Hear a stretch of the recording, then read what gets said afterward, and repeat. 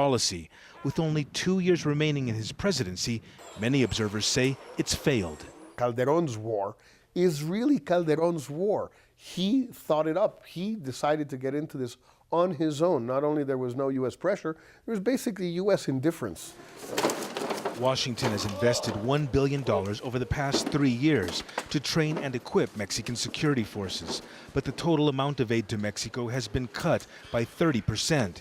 The remaining amount is not nearly enough, according to some observers here. And many want U.S. politicians to do more to stem the flow of weapons from north to south by tightening U.S. gun controls. And then there's the issue of illegal immigration. It will also be on the agenda, but in the current climate, it'll take a back seat to the issues of security, drugs, and violence. Frank Contreras, AlJazeera, Mexico City. The Sudanese government has said it will hold a referendum on Darfur. Speaking here in Doha, a presidential advisor says preparations are already underway. We will start arrangements for this referendum. It's a referendum on the administrative status according to the Abuja Agreement. And this means we will start procedures that deal with this requirement in a democratic way for those residing in Darfur to decide on this issue. We expect it will take a few weeks because we need a law on how to hold this referendum.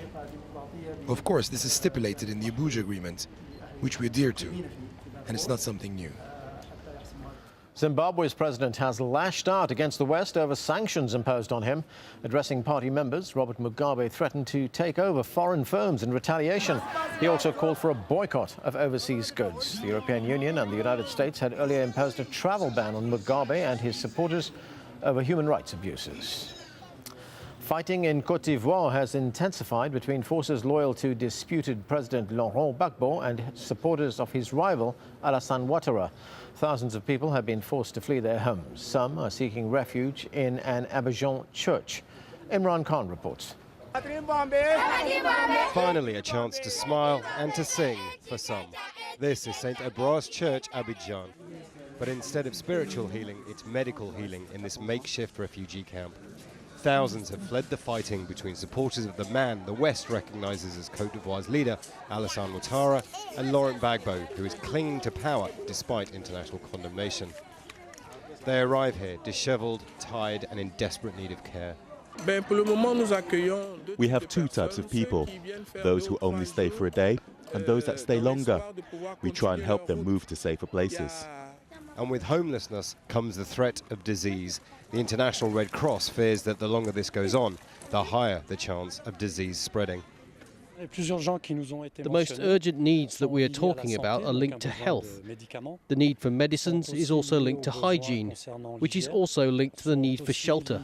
Most of the fighting, which some fear could spread to civil war, has been in the Ouattara stronghold of Ababo. The sound of constant gunfire and fighting is now a distant memory for the ones that have made it here. For these men and women of God, helping the few that they can is all they can do. We tell them they can always use this area for their children. We can't abandon them. That's why we come here, so we can protect them and their children. The refugees here escaped with only what they could carry, and they've got no idea when they can go back or what they will go back to. Imran Khan, AlJazeera. Astronauts from the U.S. Space Shuttle Discovery have completed their last spacewalk outside the International Space Station. Discovery, NASA's oldest shuttle, is on its 39th and final mission before being retired. Alvin Drew and Stephen Bowen carried out a 6-hour spacewalk to prepare the space station for life after the shuttle program ends. Discovery's sister shuttles, Endeavour and Atlantis, are due to make their final flights in April and June. NASA is ending its 30-year shuttle program due to high operating costs. There's plenty more still to come here on Al Jazeera through the next 60 minutes, including the latest from Libya, plus a fortunate escape. We talked to the Bulgarian nurses who survived 2 death sentences in Libya. And in the coming hours, Malaysian opposition leader Anwar Ibrahim is due to testify for the first time in his court battle against sodomy charges.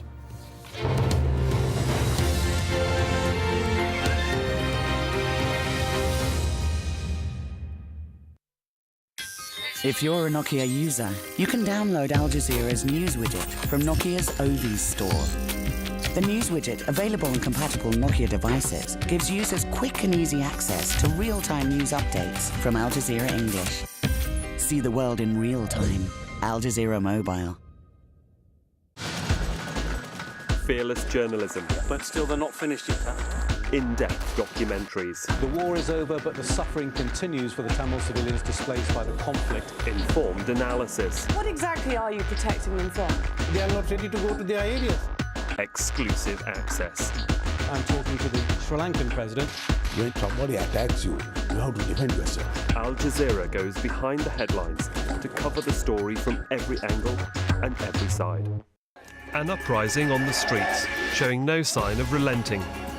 Protesters united in their defiance of the regime. As demonstrations continued for a third week, President Mubarak remained unmoved. But how much longer could he ignore the demands of his people and hold on to power? In a day-by-day account, we look at the events that changed Egypt, from those that witnessed them firsthand. Fall of Mubarak, at this time on Al Jazeera.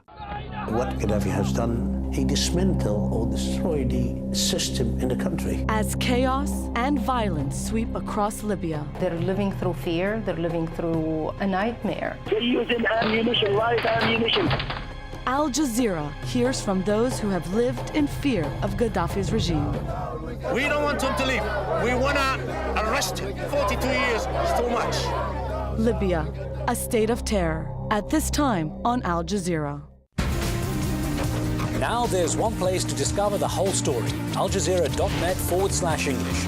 We bring you the story from every side and every angle. AlJazeera.net/English.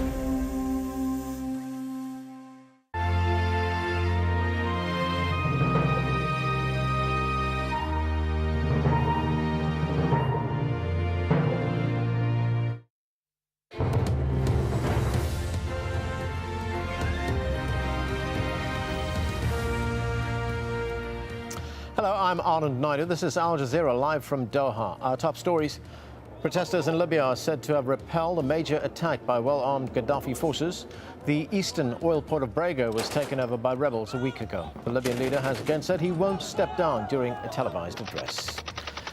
The Arab League says it could impose a no-fly zone in Libya if fighting continues, but top US officials have warned of difficulties over such a move. And Al Jazeera has been told that in the last few hours, Colonel Gaddafi has accepted an offer by Venezuelan leader Hugo Chavez to mediate the crisis. Some of the fiercest fighting since the uprising began last month has taken place in Brega. Tony Bertley filed this report from the rebel-controlled region. It was a call to arms that was answered by thousands. From the towns and the desert, opposition fighters gathered in Ajdabia to repel an attack by forces loyal to Gaddafi. Their weapons range from the powerful tanks and anti-aircraft batteries to those more at home in a museum. There was confusion and disorganization. Shells were fired out. Complaints returned as residents ahead explained they were coming under fire from their own side. What about the capability? I mean, you've got a lot of men here and you've got a lot of weapons. Can the men